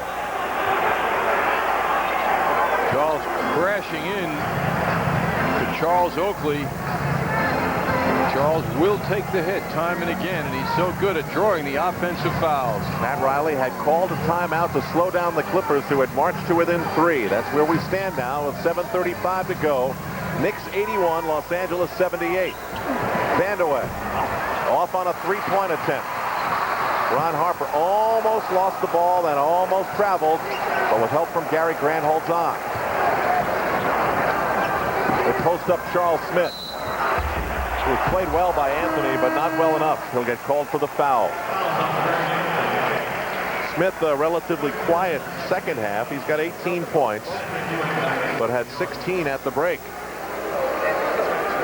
Anthony Mason has earned the playing time with his tremendous defensive play here in the second half. Mark Jackson returns for the stretch of the 4th quarter. So Pat Riley has also inserted Patrick Ewing to create a Ewing, Anthony, Vandeweghe, Wilkins, Jackson lineup. Smith is all metal on the free throw. The number 3 pick in 1988 of the Philadelphia 76ers. He came with Gary Grant. Michael Cage went to Seattle. Hersey Hawkins went to the Sixers. Knicks with a bad start to this 4th quarter, 1 for 9, but the Clippers only 3 of 7. Knicks lead is 2. Knicks have to go back to their meal ticket. Patrick Ewing. Mason fakes the look to Ewing, then finally goes to him. Patrick Ewing with a perfect one-hander. 83-79.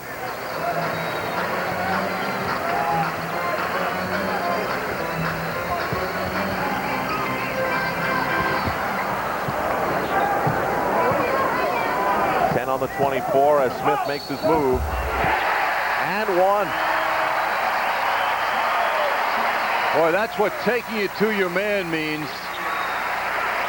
Smith knows he's got a strong opponent behind him, but he also knows he's got several inches in height over Mason, and he just takes it to him and shoots over him. Smith, a veteran of the Big East in his days with Pitt, now in his 4th year in the NBA. It is 83-82. It's a 1-point game down the stretch at the Sports Arena.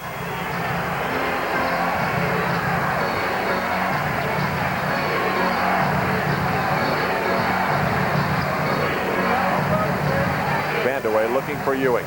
Big minutes for Vandeweghe here in the 4th. Patrick Ewing. Spectacular fall away with the 24-second clock counting down. Looked like he got away with an extra step. Steal by Jackson. Grant in pursuit. No look for Wilkins. Knicks by 5. Timeout Clippers. Killer play by Mark Jackson. Ewing, Jackson, and the Knicks making it happen for them. New York Knicks basketball is brought to you by Dutch Boy, the official paint sponsor of the NBA. Available at Home Depot. Our Dutch Boy in the paint numbers show the Knicks leading in close, 40-34.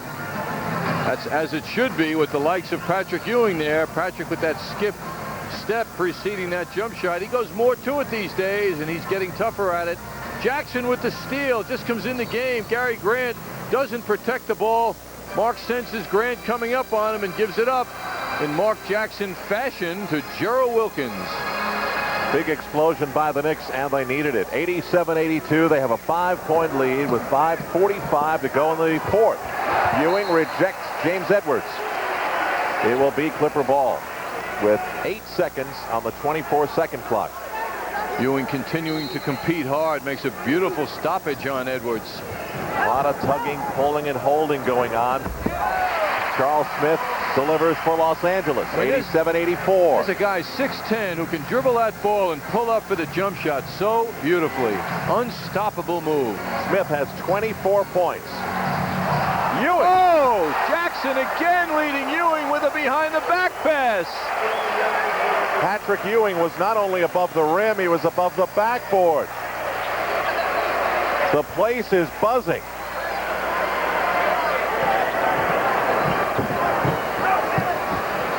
Edwards blocked again by Ewing. What a foul is called. Oh, mysterious foul. Ewing holding his hands up. The foul is on Ewing. Jackson sensing Ewing a moment ago on the beautiful cut. Ewing moving like a forward, and Jackson recognized it. I think the voting will be closed now for the dunk of the game. Oh, what a lead pass. That took him right to the basket. Imagine the reaction in Madison Square Garden to that play. Fourth foul on Patrick Ewing. James Edwards disappoints the folks here by missing number 1. Edwards showing us a little residue of his bad boy days with the Detroit Pistons and slapping the face of Oakley earlier. Both benches emptied. Offsetting technicals were issued to Edwards and Oakley, and cooler heads eventually prevailed. So 2 altercations in the game. One emptied the bench of both teams. One did not earlier in the first half. Vandeweghe cutting wide open. Didn't get the ball, but he got it on the second one, then gives it up. Draws Norman on the fake. Eventually, the Knicks get it to the open Mark Jackson, and a big, strong rebound by Charles Smith. Clippers on the move. Norman, who has checked in for Mike Schuler in Los Angeles. Smith, a lot of contact, no whistle. 89-87, the Knicks lead is 2. 4.5 to go.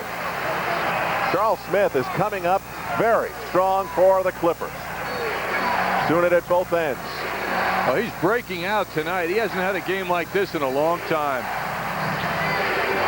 6 on the 24. Wilkins is off. The Knicks need an outside shooter in a bad way. Smith is owning both ends of the floor. Here's Ron Harper. Approaching 4 minutes to go. Norman guarded by Wilkins. Edwards is open. Ewing, a monster rebound. Preserving the 2-point lead. Knicks fortunate as Edwards was wide open, unguarded. Under 4 minutes in the fourth quarter.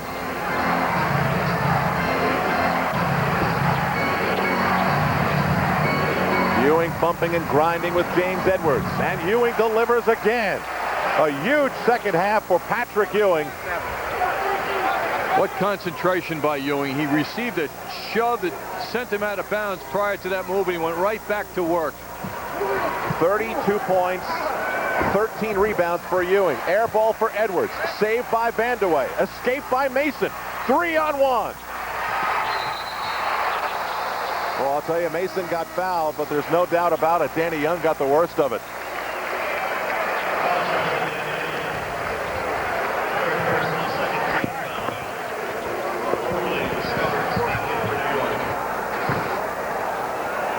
That last basket for the Knicks with Ewing rolling into the hoop.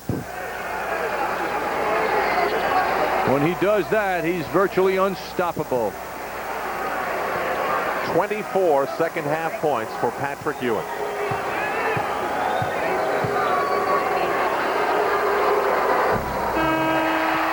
Mason off target. So he holds steady at 14 points. He was the man last night in Golden State at the foul line in the closing moments of that game. Olden Polynice is sent in by Mike Schuler for the Clippers. A double-double evening for Anthony Mason. Add a point. Knicks by 5, 92-87. 3:15 to go in the fourth quarter.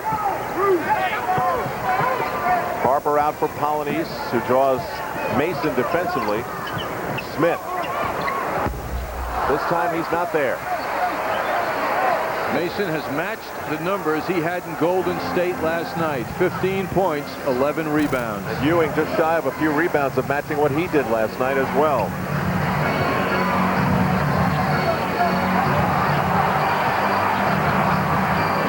Jackson tried to get it inside for Ewing. Clippers on the turnover. Harper on the run.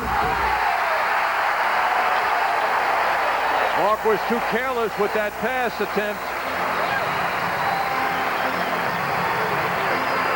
Under 2.5 to go. Knicks by 3. Jackson is fouled on the drive by Olden Polynice, and they exchange a couple of words. I was talking the other day, Al, about coaches liking players who have nasty streaks. And we're looking at a guy who has a nasty streak. Polynice looks to confront physically and mentally. Polynice with 9 points and 9 rebounds brings an awful lot of enthusiasm as well to the Clippers. He's usually the guy making it happen in terms of cheering on the bench. Now he's trying to make it happen on the floor. Well, for the second night in a row, the Knicks are going down to the last few seconds and minutes of a game. Last night they pulled it out against Golden State. Now Jackson trying to increase a 3-point lead. And once again, foul shooting looms so importantly for the Knicks. Mark hit the final 2 last night. That is only the 5th point for Mark Jackson. But he has had 2 of the best passes we have seen in this quarter. Knicks had their season high at the line last night as Mark is perfect on these 2 attempts. They had 33 from the line they made, which was their season high. 2 important free throws give the Knicks a 5-point cushion. Harper almost triple teamed, then back to single coverage with Starks. Manning. Mason's done such a good job in silencing him. But this time Manning leans in and draws Los Angeles within 3. Riley calls out a play for Oakley and Jackson as they move up the floor. Under 2 minutes to go. Knicks looking for Ewing down low again. Smith forces him way outside, overplaying Patrick, who drives. Rebound, Mason. Oh, it looked as though Manning would have it, but there was Anthony Mason. Oh, what a huge rebound by Mason. He stayed with it and will stay with this. With 1:40 to go, the New York Knicks 94.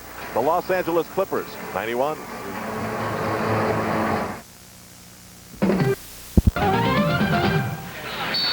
Bill Parcells and Mike Francesa heading to the wire around the NFL tomorrow at noon. They'll probably have a thing or two to say about the Super Bowl, I'd imagine. We're down to 1 minute and 33 seconds to go in the fourth quarter with the Knicks nursing a 3-point lead. Starks dancing on Harper for Ewing way outside, and Patrick Ewing is having a monster second half. That's one the Clippers didn't count on. They would like Ewing to shoot from that range. Patrick liked it too. 26 second half points, 10 here in the fourth. Knicks by 5. Back in a moment. Finish at the Sports Arena, but then again, there's plenty of precedence for this. 3 years ago, Gerald Wilkins would star for the Knicks with seconds left in regulation. Wilkins delivers that shot that tied the game and sent it into overtime, where the Knicks would beat the Clippers 135-128. Then 2 years ago, Gerald Wilkins would star again. Rod Strickland missing from the free throw line, and out of nowhere, Wilkins slaps it in.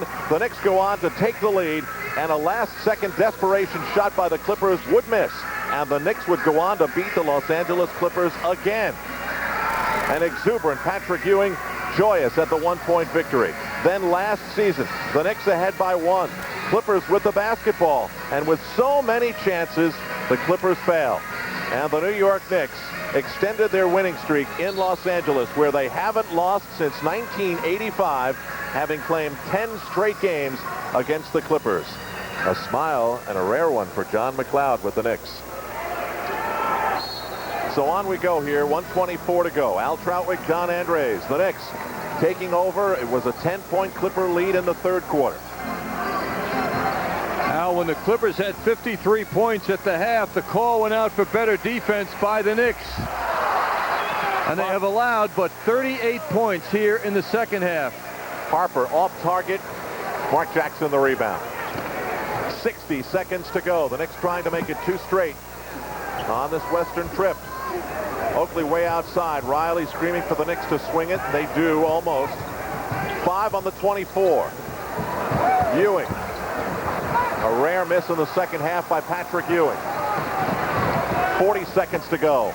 Intercepted by Ewing. Smith can't get it. Oakley dives to the court. James Edwards saves the day. Harper is open. Draws Ewing in the air. Misses the 3. Returned inside, and Manning is off. Mason and Oakley team for the rebound, and the Knicks can almost run it out.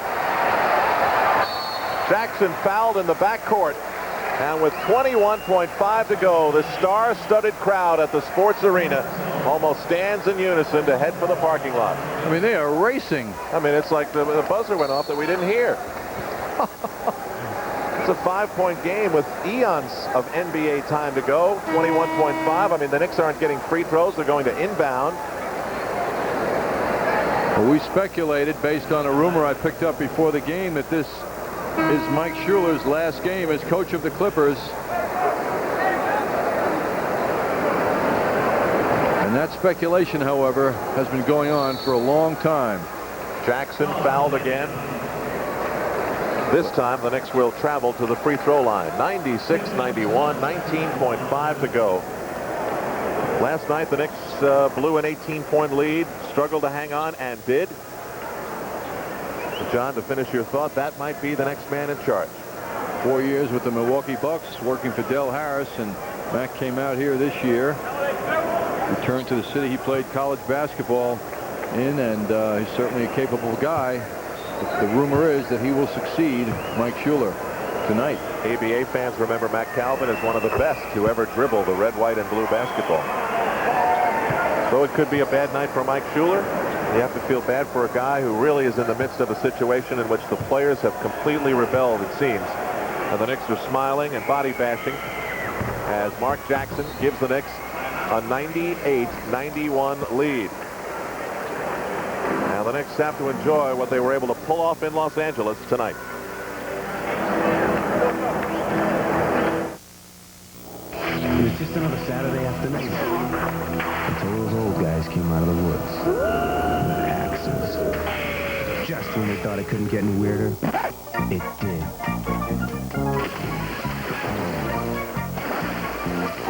They even brought their own music. Hey, fellas, how about a cold bud? A bud?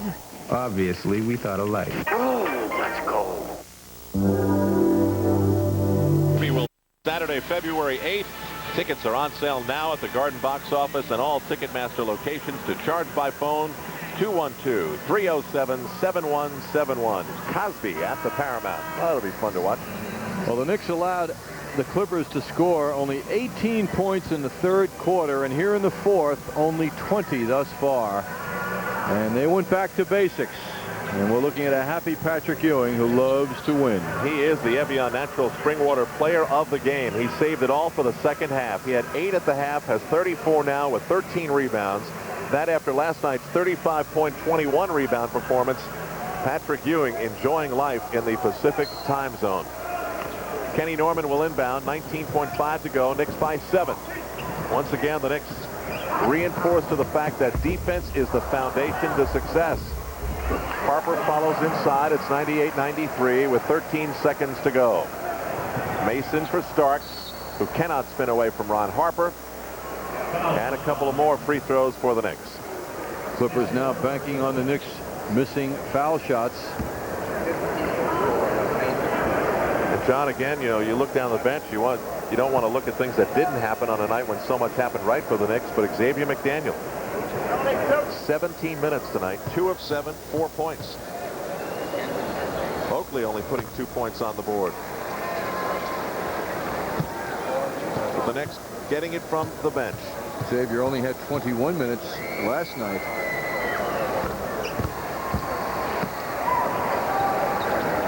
Second night that Anthony Mason has been given the bulk of the minutes at the power forward spot. Mason with another fine game, a small forward spot, and given the minutes by Pat Riley, and the Knicks trot off the Sports Arena floor victorious here tonight. The final score, the New York Knicks 100 and the Los Angeles Clippers 93. It is 2 straight for the Knicks in California. The Clippers have now dropped 10 of their last 13. And if it is the last game for Mike Schuler, it is definitely a sad goodbye. Here at the Sports Arena tonight, in front of a sellout crowd, Pat Riley returns to Los Angeles triumphantly. We will be back to wrap things up. The Knicks over the